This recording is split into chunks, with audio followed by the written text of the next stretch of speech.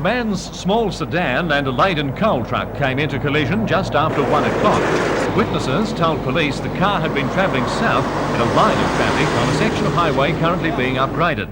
Suddenly, it veered to the right and contacted the truck's fuel tank about halfway along the chassis. The right-hand front section of the car was torn away as it went under the truck's rear wheels.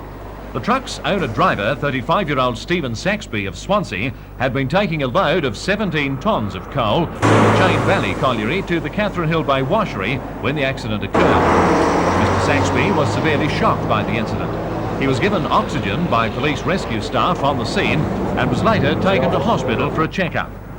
Police identified the deceased as Lawrence Westwood of Toukley. He was in his early 60s.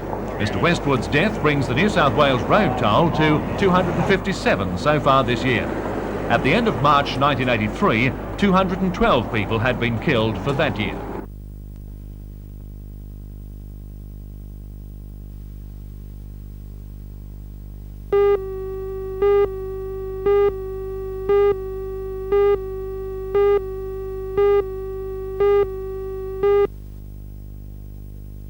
I'm really happy to know that this is the way that I've finished up my whole swimming career. It's a nice way to finish. But you're only 22 and you're probably among the top 2 or 3 in the world in swimming, visually disabled. Why give up now? Well, I've got a lot of other things to think of now. I've got study to do, and that's pretty important. Are you going to miss out or miss being in the top competition? Oh, I do miss it, but I know that I've got to move on.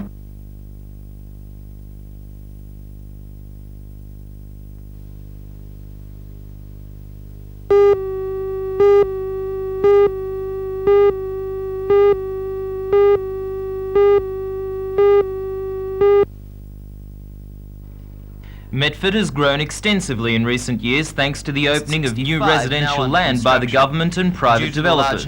Favoured by young families, the suburb will continue to expand thanks to Housing Commission plans calling for 650 low-cost homes. Today, 3 families received keys to the houses they have always wanted from the State Youth and Community Services Minister, Mr Frank Walker. Their just completed 3-bedroom homes are amongst 65 now under construction.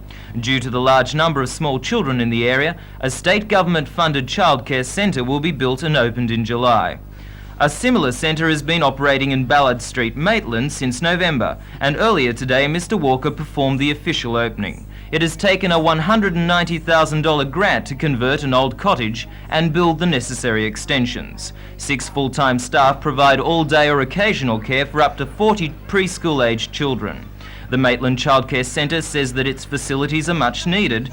Before the opening, the city had no childcare centre at all. It is hoped that both it and the new Medford Centre will go some way to satisfying the demand.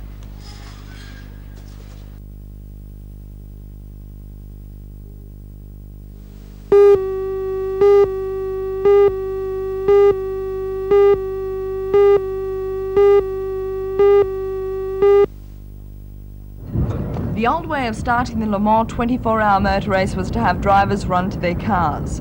Toronto Yacht Club had its own version of a Le Mans type start, involving skippers rowing to their moored yachts. Crews could be on board, but no rigging could begin until the skipper was safely on the yacht. As every crew claimed, skippers only add to the chaos, and the hectic confusion of the dinghy race was soon transferred on board the yachts. Then there was a scramble to hoist the sails and get underway. If anyone took it seriously, the start was enough to keep stewards deliberating for weeks. After some short legs, the race ended the way it started, with a row to shore and a sprint to the finish. 2505, skippered by David O'Dowd and Diane Jackson, were first to sign off, while John Black and Peter Drinkwater were named the first yacht skippers home. Meanwhile, in cricket, Belmont clashed with Charlestown in the 2-day final of the A-grade City Corp competition at the No. 1 sports ground.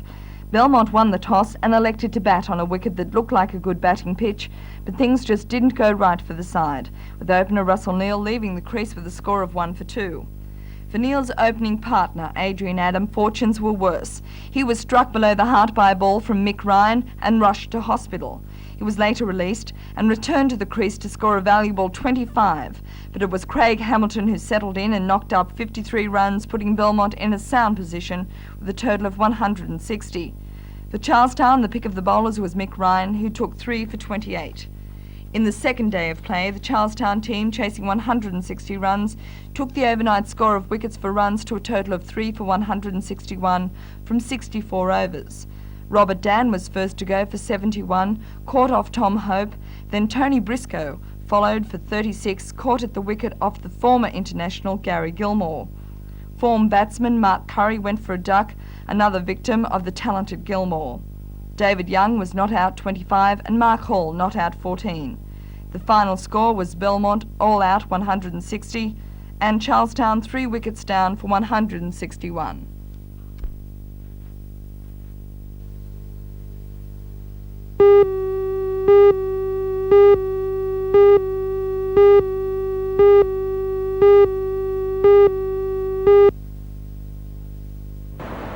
The last major development in service stations was the introduction of self-serve bowsers. The next step seems likely to take cash out of the transaction. Already most service stations honour national credit cards, but they don't really encourage them. The credit card companies charge between 2 and 5% commission, and a discount station is operating on only about 6% profit. A new alternative is the specialised credit card, such as the recently promoted Petro card, which, to avoid fraud, bears the photograph of its holder and its claim to provide national credit facilities. It charges the holder rather than the service station for that credit. But a step further is the Caltex fuel card installed at this Hannell Street service station. The first of its kind in the north, the fuel card is operated by a card key, just like an auto bank. It recognises individual PIN numbers and at one time can control 6 bowsers which dispense diesel, petrol or LP gas. The system is aimed at the large volume fuel user and individual account controls can be programmed. For instance, a limit can be set on the amount of fuel purchased at any one time or the time at which the card can be used. The computer will also recognise delinquent accounts and keep the offender's card. If a card from another system is inserted, it's politely rejected. Nervousness about the risk of high-tech fraud has so far slowed any rush to take up the fuel card. But it seems the system can take care of itself. They're frightened about their ID numbers, that somebody's going to find out what their ID number is and they lose their card, that somebody will be able to come along and get fuel. But the machine's just a little bit too smart for that. It can recognise only the fuel card and the ID numbers that go along with that particular card.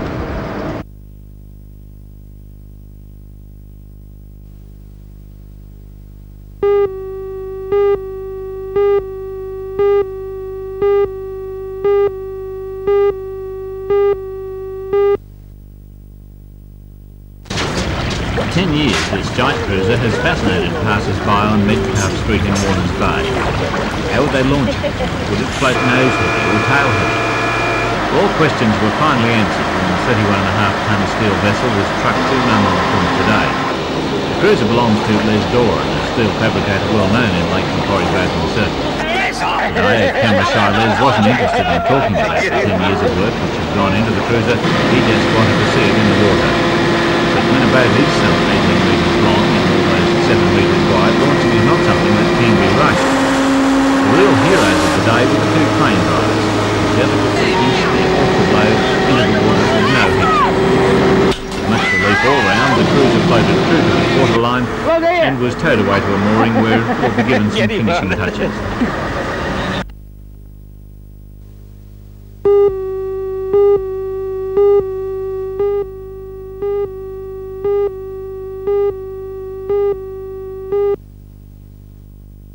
In September last year, an unusual chain of events rendered 6% of the votes in the 3rd Ward of Lake Macquarie Council in Ballard.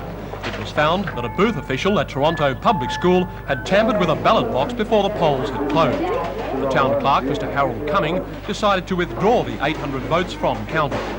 Mr Ian Nicholson was the 4th alderman from the 3rd Ward to be elected to council. He defeated Mr Stan Gudsell to the position by just 30 votes. Mr Gudsell then initiated court action to oust the 4 aldermen and force a new election in Ward 3.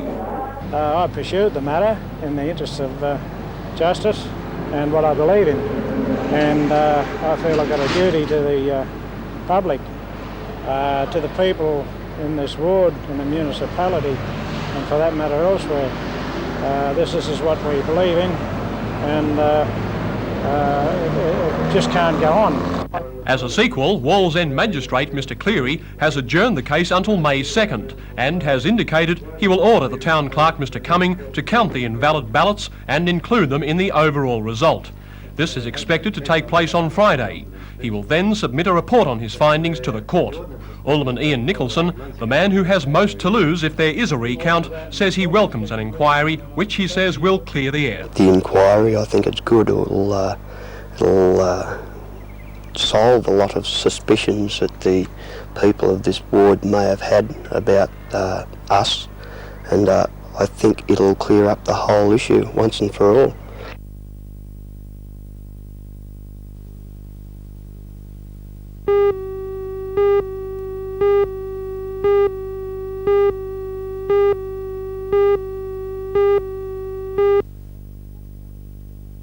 Around the beaches this morning, a fairly dismal scene, not too many people out here at all. Waves around 1.2 metres, conditions this very combined tough. with poor visibility to cause problems for many motorists. One man was trapped and 3 others injured in this four-car accident at the Pomago turn-off at Hexham. The accident occurred shortly after 9 o'clock, and the Port Stephens State Emergency Service was quickly on the scene working to free the trapped man.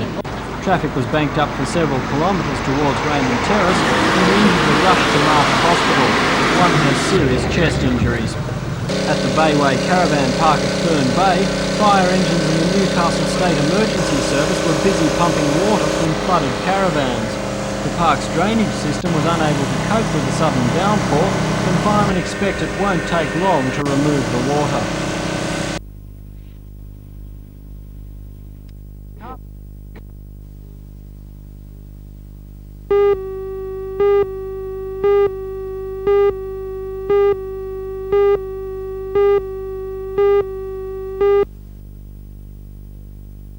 A routine landing for the Aeropelican Twin Otter carrying passengers from Sydney, but a special occasion for the pilot Noel Batchelder. Noel's made something like 7,000 of these flights over the past 12 years. But his flying experience dates back to World War II in the South African Air Force. Now, at 60, Noel's decided it's time to quit flying and go farming. But he says the change won't be easy. Well, Noel, after so long in the air, how does it feel to be shutting down for the last time? Oh, well, I'm glad that it's sort of finally made the decision, but it's a big break, and I'll no doubt be a bit lost in the few years to follow. But you're going to miss it? I'm going to miss it, yeah. Noel's colleagues at Aeropelican gave him a surprise reception. It contained a good-humoured dig at his veteran years. Well respected in the airline industry, Noel was swamped with messages of goodwill today, even from the usually conservative air traffic controllers as he flew out of Sydney. He says he probably won't do much, if any, flying in the future. Like most professional pilots, he believes the casual pilot is the one most at risk. And anyway, he says his new farm at Bega will keep him busy.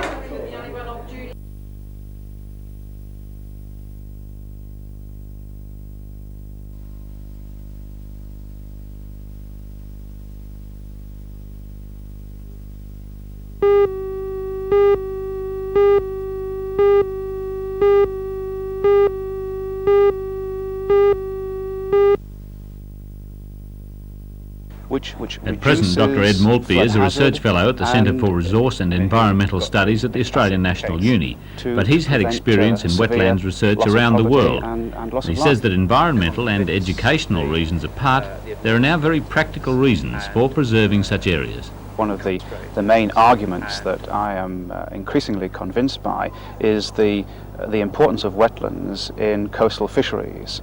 For example, in the Gulf of Mexico region, something like 98% of the coastal fisheries is dependent in one way or other on the wetlands themselves, marginal to the Gulf. What about land-locked wetlands? Well, in the case of wetlands which occur in floodplain areas along the riverbeds, then these areas are very important flood buffers. They help to reduce flood peaks and are a very important zone located between a channel and people's homes, which reduces flood hazard and in many ways acts as a regulator to prevent severe loss of property and loss of life.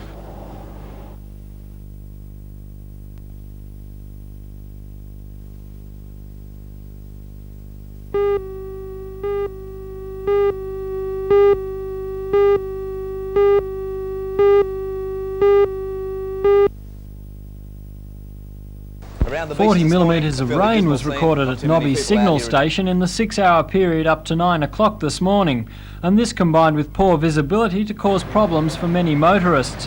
One man was trapped and 3 others injured in this 4-car accident at the Tomago turnoff at Hexham. The accident occurred shortly after 9 o'clock and traffic banked up several kilometres towards Raymond Terrace while rescue teams worked at the scene. At the Bayway Caravan Park at Fern Bay this morning, fire engines and the Newcastle State Emergency Service were busy pumping water from flooded caravans.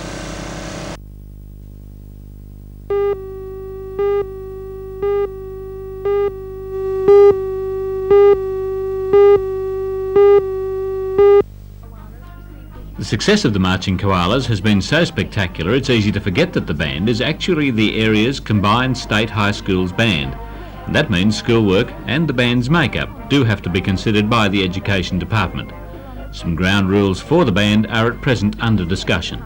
Already in demand as far as performances are concerned, and they're all high school students and many of them are in year 12, and so we really have to create ground rules as far as how often we should be asking them to perform and to practice, and we have to consider the distances they have to travel and so on. We're also very conscious of the fact that these students have had a wonderful experience, and other young people in schools now that have this gift of being able to play a musical instrument should have the opportunity. So we're looking at chances to get others in later on too. Will that be open to all children of all schools or just the state high school system? Oh well, it's the combined high schools band, and it's been established by teachers who are actually part of the state high school system, and so they see it as a combined high schools operation, which I think is reasonable. They are giving their time. In fact, the whole success of the band has been the result of the hard work of teachers in the state system.